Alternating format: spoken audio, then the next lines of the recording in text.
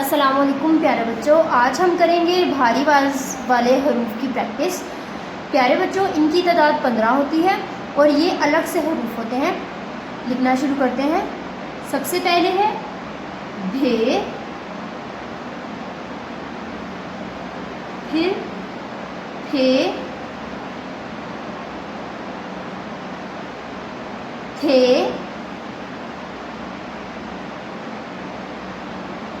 ठे,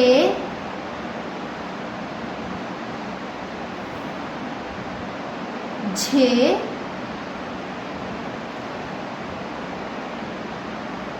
छे, धे,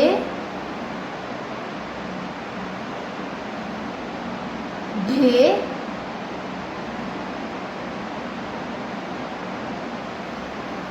रहे,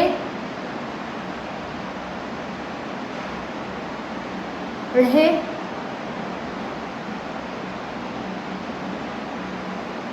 खे,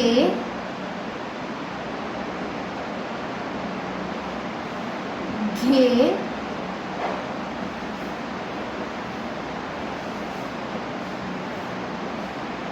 घे, घे, न्हे।